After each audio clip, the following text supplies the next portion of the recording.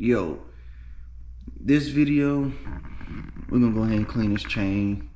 Ain't been cleaned in a while, but I'm pretty much gonna clean this chain. Probably won't do too much talking. I've got this Maxima 3-part kit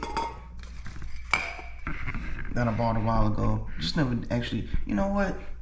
I think I did do a chain cleaning video, but we're gonna do another one. It don't matter, we'll do another one. But this is what I'm pretty much using.